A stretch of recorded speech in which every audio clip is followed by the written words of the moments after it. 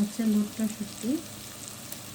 এখানে পেঁয়াজ, রসুন, আদা দিয়েছি আমি, লাল মরিচ আর সামান্য একটু হলুদের গুঁড়া। শুটকি মাছে বেশি হলুদ দিলে ভালো লাগে না, রান্না হয়।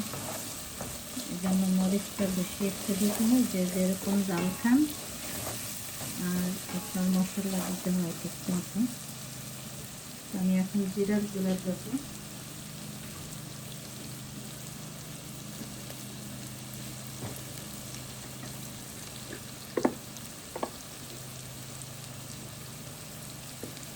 শুটকি মাছের অন্যান্য মশলা দিলে শুটকির গ্রানটা থাকে না, স্বাদটা এলোমেলো হয়ে যায়।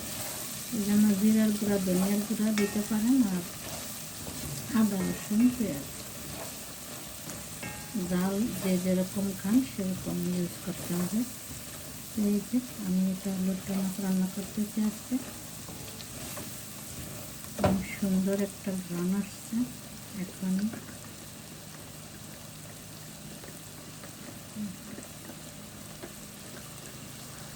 আর একটু লাল মরিচ দেবো।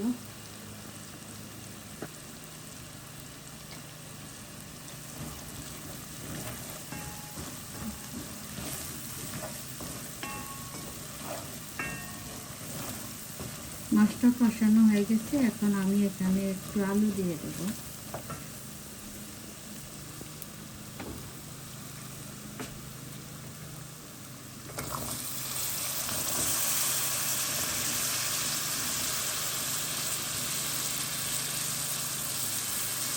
শুটকি মাছ এক একজনে এক এক রকম করে খায়, তো আমি বেশি তরকারি দিয়ে ভালো লাগে না। আমার কাছে একটু আলু আর টমেটো দেবো, বেগুনও দিই মাঝে মধ্যে।